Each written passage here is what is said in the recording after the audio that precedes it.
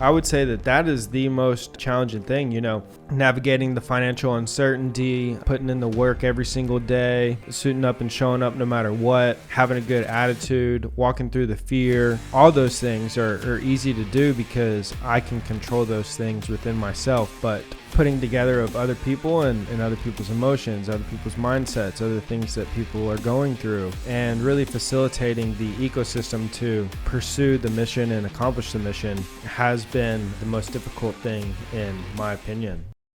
Hello and welcome back to another episode of the Real Entrepreneur Podcast. I'm Alex Coffman. Thank you for joining again today. The purpose of this is to shed any insights, things that might help you out in your journey, real estate investing, in business and entrepreneurship. This is the Real Entrepreneur Podcast. So entrepreneurship often comes with its fair share of challenges. Can you share some of the biggest obstacles or hurdles that you've faced in your journey, how you've navigated through these, and lessons you've learned along the way, specifically with TRE? Yeah. So the biggest challenges and hurdles, in my opinion, are hurting the people that are needed to accomplish the mission and the goal. It's very easy for high performers, Matt and myself, to operate on our own or operate together as high performers. But the biggest challenge that I've come across has been getting other people to perform and in sync and on the same track to accomplish the mission. That goes across, partnerships, staff, contractors, vendors, etc. Because that is the one variable that you cannot control, It's very easy for you or myself to control our actions, control how we navigate, control our mindset, control what we have within us. But when there are other people involved, that's where things get unstable. So I would say that is the most challenging thing, navigating the financial uncertainty, putting in the work every single day, suiting up and showing up no matter what, having a good attitude, walking through the fear. All those things are easy to do because I can control those things within myself. But navigating the putting together of other people and other people's emotions, other people's mindsets, other things that people are going through, and really facilitating the ecosystem to pursue the mission and accomplish the mission has been the most difficult thing in my opinion. And I haven't quite figured it out. I don't know if anybody does ever, figure it out eventually. Things are always changing, and the one constant is change. And so I'm sure it'll be, a lesson that I continue to learn and get better at as time goes on. But I will say that just in my experience, it's been easier to navigate that with a smaller group of people, and within that smaller group of people, having those people be extremely high performers and good at what they do. Because when you have those people in a small group setting on the same mission, accomplishing the goal, it has been much easier to facilitate that versus trying to do it with a large group of people. So growing and scaling a business, requires extreme focus as well as certain strategies. So what have you found most effective for driving growth and scaling operations within the business? Things that we always talk about here on this podcast, focus is really important. The people are really important. Systems and processes are really important. Being willing to bend those systems and processes is really important. But organization, structure, focus, and system and processes is the strategic way to grow and scale, in my opinion, with the right people sitting in the right seats. In my opinion, is the strategic way to grow and scale. Well, can you expand on that for someone that's just starting out with their business? What are the systems and processes that you believe they should implement? What does that look like? And then for the people part of it, like we have core values, for example, are those things that you look for when you're hiring someone? for someone that's just starting out, what's a better way that we can, help guide them in that? Yeah, I mean, it just depends, because if we're talking about real estate, that's one thing. But if we're talking about any business, then it just depends. But, roles within the people. So going back to the people, like I said, I found it much easier to do it with a small group of people who are extremely high performers. Because when you have those right people, you really there's not much management that needs to happen. And these people will instantly find their lane, stay in their lane, and start moving forward to accomplish, what the business is trying to accomplish. And that is the ideal scenario, at least for me, because trying to convince other people and plug other people into a lane that, might not be the best lane for them. Maybe they don't want to be in the lane. Maybe they're not the right person for the business. Maybe they have to be managed. Those things, it just becomes very difficult for me, at least. I know some people that are really great at it and enjoy facilitating that. But for myself, and I probably can speak for Matt on this as well, it's very hard for us to manage that. And so what we found really effective is having those, the very small group of people who are high performers, and us being a team, and each getting into our own lane and, going out to accomplish. And you really don't even have to, with these group of people, what's really cool about it is you don't even have to discuss what lane each person is going to be in. Everybody just kind of inherently knows. And there's no management in between, each one of those people. And each one of those people just get in, they get going, and they start taking action. And especially if you find people there who are the high performers who, are your partners, and they have the same mindset. They want to accomplish the same things. Going back to the core values, it's not even so much core values of the business, in my opinion, that are important. We've established core values as a business, and at first I thought it was pretty interesting and cool, and it seemed to. I think that's more so for the non-high performers, and that's more so for facilitating the large group of people getting bought into the business's core values.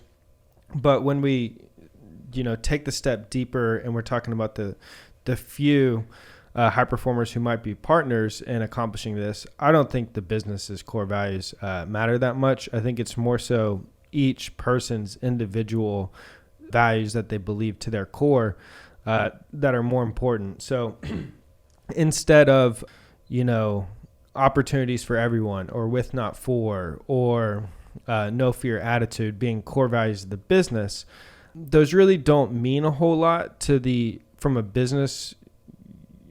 Because what happens is the business core values are kind of surface level in a sense. But when you get down to the partners and the high performers, the business values are important, because that is how, you're projecting this to staff. This is how you're projecting this to customers. This is how you're projecting this through marketing. But deeper than that is the partner's values and core values. Things such as loyalty, integrity, honesty, fighting for each other, putting in, the work that's required every single day. Spiritual values, being there for one another, because, even at the partner level with those few high performers, you have different people who believe different things and kind of react to things in a different way. And so you have to display, it's a relationship. It's like being married. So you have to display the same, things that you would in a relationship with your spouse, in a sense, right? Like humility, listening to the other person's feelings, walking them through, anything that they might be struggling with. It's not so much, it's each partner being willing to work with each other to accomplish the goal. And so those things I think are more important than the business core values, is making sure that, your partners and your high performers that are working together on this do inherently believe the same things to their core, because if not, you will run into conflict somewhere along the way. And those things that they do believe to their core, if those two things are at conflict, it's really hard to work through that, because these are things that define who that person is, and this person defines themselves as. So if those are at conflict, it can be an issue, but I think that those are really important. However, the business core values at the partnership level, I don't believe are that important. It's more so just like that more falls in line with the business plan versus the plan of the partners who are going to war with each other every single day. And then in terms of systems and processes, everything, right? Like, in order for a business to be repeatable and to scale, there needs to be a repeatable and scalable process. So whether that's sales, whether that is the marketing, whether that is the accounting and admin, whether that is the facilitation of making offers, buying deals, putting the teams together, etc. As you start going through the processes of doing this, I wouldn't suggest, this is the way that we do it, is I wouldn't suggest creating the process before doing the process or doing the activity. I would suggest do the activity to learn what the process needs to be and put an initial process in place, and then continue to refine and improve over time. But, you'll start to notice all these things that need systems and processes and communication, etc., in order to make things more efficient. Yeah. So with that, decision-making, risk-taking in business are a large part of it. So how do you approach that, especially when faced with uncertainty? This could be regarding staff, when to let them go or have a talk with them. It could evolve around certain events, ad spend, monetarily, or it could be regarding to deals. But how is your mind process around taking risks? Yeah, within making decisions within the business. Yeah. In terms of minimizing fallback. That's kind of a complicated question to answer as well, but in my mind, at least within my position, seeing and being a part of every single aspect of the business to an extent, I know what's going on in every single area at all times. So I know what is happening over here and what we're spending over here and what the objective is over here in this department. Same thing in this department, and this department, and this department. I know each department's individual goals. I know what's going on with each individual department head. I know what's going on with the staff within the departments and where they're at. Now, not to 100% extent of every single little detail, but enough to be able to make decisions to where I know if I do this, it's going to affect this, this, and this, but we might get this.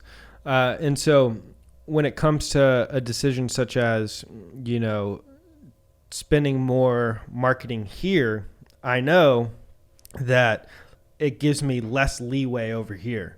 And so I'm consciously choosing pull back here to implement here because of the results that it will provide. So when it comes to decision making, it depends on what type of decision it is. It depends on who's going to be affected. It depends on what's going to be affected. It depends on the current focus and the desired result that we're looking to accomplish company-wide. It depends on a lot of different factors. And so I take every single one of those factors into the decision-making process, and it constantly fluctuates. So if we were going to look at a decision, for something that was going to happen today, if we were going to look at that same decision 3 months later, it probably could be completely different and be a different decision due to what's going on at the time and where everything is currently moving. And so it's a constant balancing act of all the things that are going on at all times. And depending on when that decision needs to be made, depends on the result of or my decision in the moment to either A, do it or not do it, or adjust it in this way or that way. But I have to take into consideration every single factor. I can't just think about, this one lane where that decision is being made. I have to think about that plus the 20 other things that are going to be affected by that decision that's made. And then you had asked about staff. I know pretty quickly whether or not, someone is going to work out or not. I prefer to, for that person's sake, for the company's sake, for my sake, every single thing that staff member is going to affect stake, I prefer to cut quickly versus letting things drag on and give many chances. So the entrepreneurial journey can be unpredictable, lonely, hard. So for those that are just starting out, what are some things that you can advise or recommend to stay resilient, even in challenging times? Like a lot of realtors specifically right now are experiencing that. Maybe it's on the upward trend, but what advice do you have for them to stay resilient, have a positive mindset? Just for me, I kind of prefer to be in that state. So this is where it comes down to, do you really want this or not? And why are you doing this? Because I don't believe that this is for most people. And I believe that most people really don't want the life that's required in order to do these things. And I don't necessarily either. It's not like I say to myself, or think to myself that I want a lonely, daunting, whatever the, adjectives that were described to describe entrepreneurship. It's not like I tell myself I want those things. And I actually don't think that it is those things. It's all about your perspective and how you handle this and how you approach going about it. But for me, I prefer to be in a state of pursuit of achievement. I don't want to feel like things are done.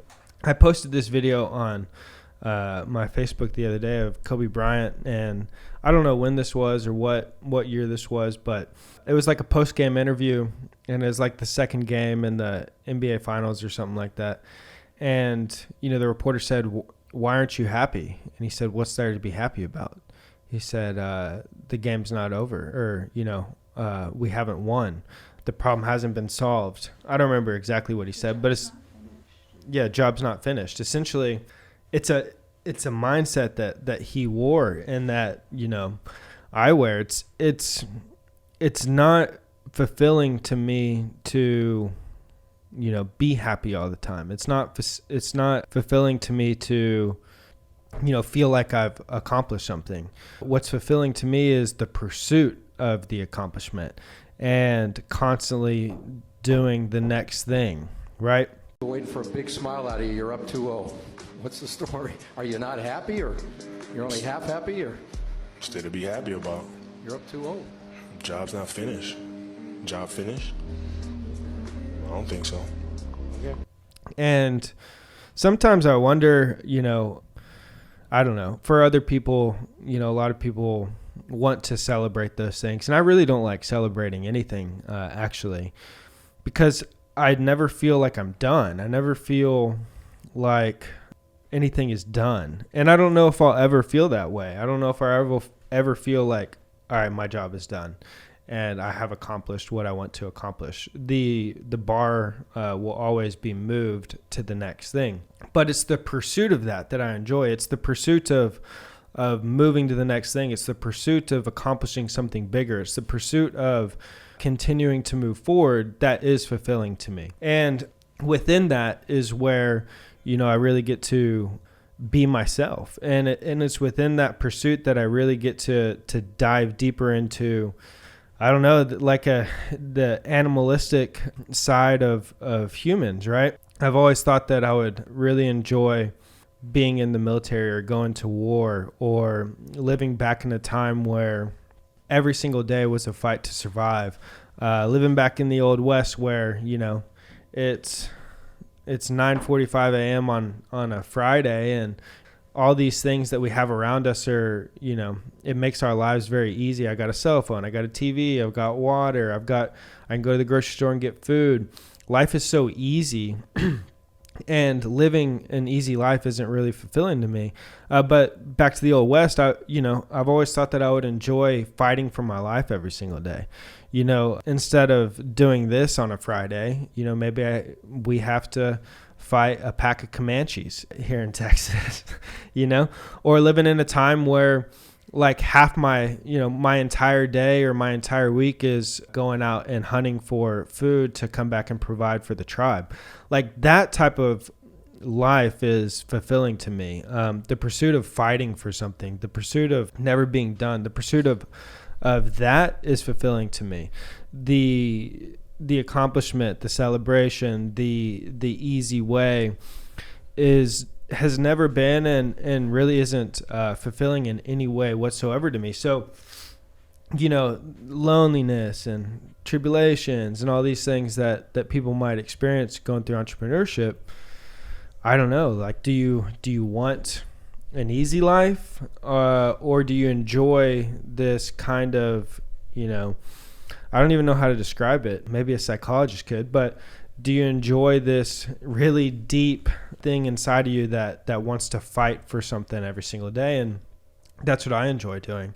And I don't even care about the businesses and real estate and money and all these things. What I get 1,000% full fulfillment from is waking up in the pursuit of fighting for something every single day. And that's what I love doing. So it's not really lonely. It's not really daunting. It's not any of those things because I enjoy being in that state of kind of survival mode. I don't know. I'm sure there's some sort of explanation for that in human beings and why some enjoy tapping into it and others don't. But I enjoy staying in that state of survival mode. And that's what makes me happy. That's what I get fulfillment from. It's not the celebration or the other things. And, sometimes I think to myself when I'm in certain situations around people where maybe I'm, not showing emotion or anything, but it's because, I want to get back to the fight. Like I'm thinking about the fight. I'm thinking about the pursuit. I want to get back in motion to go hunt. Because that is what's fulfilling. So my advice, I don't know. I don't really have much, if you want to, really do big things, I would encourage you to figure out how to tap into that part of your brain.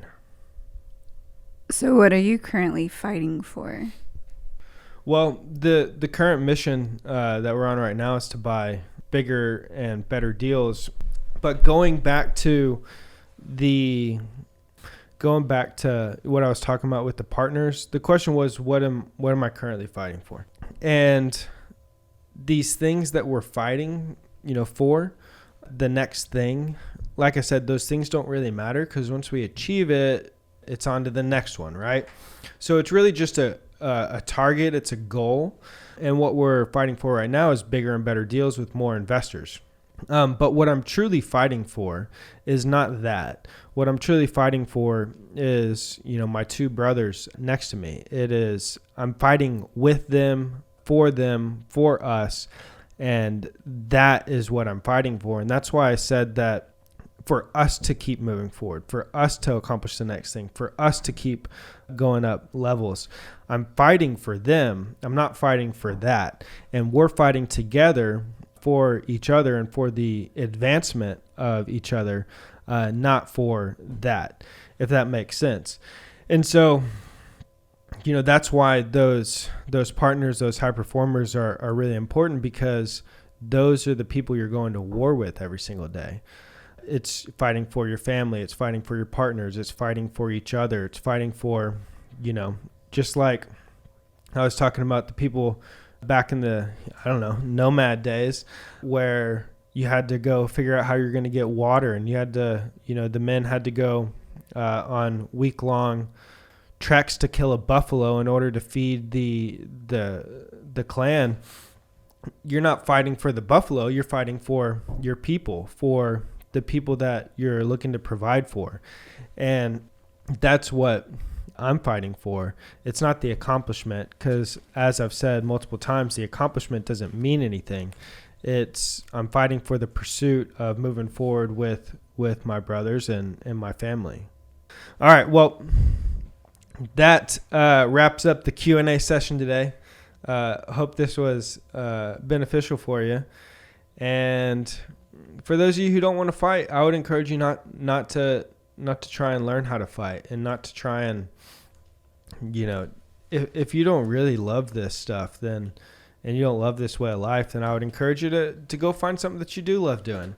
For the real estate aspect, reach out to us. We're here to help in any way that we can. We're looking for more partners. We want to invest with you.